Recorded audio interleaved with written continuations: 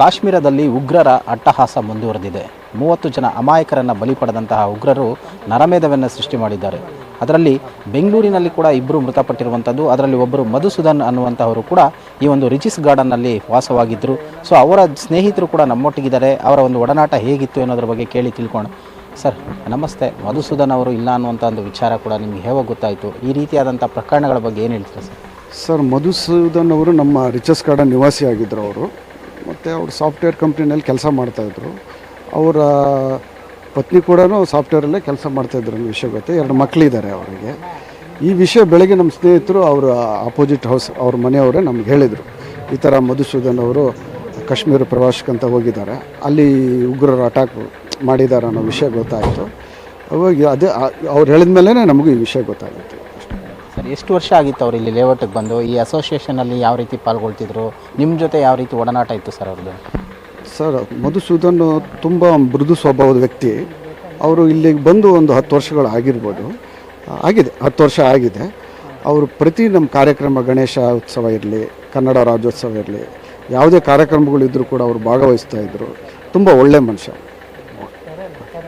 ಅವರ ಒಂದು ಒಡನಾಟ ನಿಮ್ಮ ಜೊತೆ ಹೇಗಿತ್ತು? ಹೇಗೆ ಕಳೀತಾಯಿದ್ರು? ಏನು ಹೇಳ್ತೀರಾ ಸರ್ ಈ ಸಂದರ್ಭದಲ್ಲಿ? ಸರ್, ಮಾಮೂಲಿ ಫಂಕ್ಷನ್ಸಲ್ಲೇ ಮೀಟ್ ಆಗ್ತಿದ್ವಿ. ಮತ್ತು ಹೋಗ್ತಾ ಬರ್ತಾ ಮಾತಾಡ್ತು. ನಮ್ಮ ಮನೆ ಮುಂದೆನೇ ಹೋಗ್ಬೇಕಾಯ್ತು ಅವರು. ಹೋಗ್ತಾ ಬರ್ತಾ ಅವ್ರ ಹುಡುಗನೂ ನಮ್ಮ ಮನೆ ಮುಂದೆನೇ ಆಟ ಆಡ್ತಿದ್ದ. ಗಲಾಟೆ ಮಾಡಿದಾಗ ನಾವು ಅಬ್ಜೆಕ್ಷನ್ ಮಾಡಿರ್ತೀವಿ, ತುಂಬ ಗಲಾಟೆ ಮಾಡ್ತೀರ ಅಂತ. ಅದೇ ಥರ ಫ್ರೀದ ಕೋಆಪ್ರೇಟಿವ್ ಮಾಡಿರ್ತೀವಿ. ಒಳ್ಳೆಯವ್ರು ಪಾಪ, ಅವಳು ತುಂಬ ಒಳ್ಳೆ ಸೈಲೆಂಟ್ ಅವರು. ಸರ್, ಈ ಥರ ಒಂದು ಇನ್ಸಿಡೆಂಟ್ ಬಗ್ಗೆ ಏನು ಹೇಳ್ತೀರಾ ಸರ್? ಅಂದರೆ ಈ ರೀತಿಯಾಗಿ ಅಮಾಯಕರನ್ನ ಬಲಿ ಪಡೆಯುವಂಥದ್ದು ಉಗ್ರರದ್ದು ಸರ್ ಆಗಬಾರ್ದು generally. So we should all I think not encourage all these things because and specifically for Madhu, I just got information that they were taking the photo, the backside in the our army ಇದೆಲ್ಲ shoot ಮಾಡಿದ್ರಂತ. So now they are, I think, taking him into the Chennai to then they will go to their native place which is Kavali ಅಂತ. So ಈಗ ಏನಂತ ಹೇಳಿದರೆ, ಒಂದು ಮೃತದೇಹ ಅಂದರೆ ಹತ್ಯೆ ಮಾಡೋದಕ್ಕೂ ಮುಂಚೆ ಹಿಂದೂನ ಮುಸ್ಲಿಮ ಅಂತ ಹೇಳಿ ಈ ರೀತಿಯಾದಂಥ ಒಂದು ನರಮೇಧವನ್ನು ಮಾಡ್ತಾರೆ ಅಂತ ಹೇಳಿದ್ರೆ ಸರ್? ಅದು ಹೇಳ್ತಾರೆ, ನಮಗೂ ನ್ಯೂಸ್ ಪ್ರಕಾರ ಗೊತ್ತಾಯಿತು. ಕನ್ಫರ್ಮ್ ಮಾಡಿದ್ದಾರೆ ಅಂತಾರೆ. ಫಸ್ಟು ಆರ್ಮಿ ಯೂನಿಫಾರ್ಮಲ್ಲಿ ಬಂದಿದ್ದಾರೆ, ಒಂದು 3 ಜನ ಬಂದಿದ್ದಾರೆ ಅಂತ ಗೊತ್ತಾಯಿತು. ಐಡೆಂಟಿ ಕಾರ್ಡ್ ಕೇಳಿದ್ದಾರೆ, ಐಡೆಂಟಿ ಕಾರ್ಡ್ ತೋರಿಸಿದ್ದಾರೆ, ಮತ್ತು ಕನ್ಫರ್ಮ್ ಮಾಡ್ಕೊಂಡಿದ್ದಾರೆ ಹಿಂದೂನ ಮುಸ್ಲಿಮ ಅಂದ್ಬಿಟ್ಟು.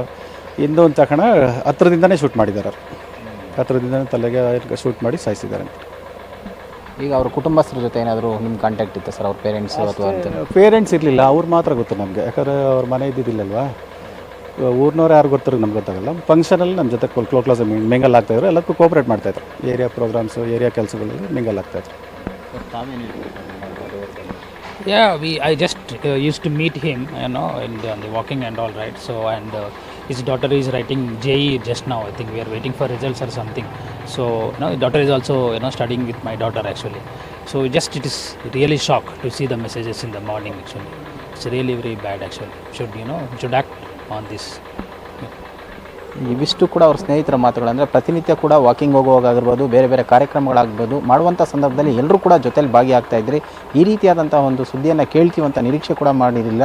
ಸೊ ಏನು ಈ ಒಂದು ಉಗ್ರರಿದ್ದಾರೆ, ಅವರ ಅಟ್ಟಹಾಸಕ್ಕೆ ಬ್ರೇಕ್ ಆಗಬೇಕು, ಮುಂದೆ ಇಂಥವು ಆಗದೇ ಇರೋ ರೀತಿಯಲ್ಲಿ ಎಚ್ಚರಿಕೆಯನ್ನು ವಹಿಸಬೇಕು, ಅದಕ್ಕೆ ಏನು ಬೇಕೋ ಕಾನೂನು ಗಟ್ಟಿಯಾಗಬೇಕು ಅಂತ ಹೇಳಿ ಕೂಡ ಅವ್ರ ಸ್ನೇಹಿತರು ಮನವಿಯನ್ನು ಮಾಡ್ಕೊಳ್ತಾ ಇರುವಂಥದ್ದು.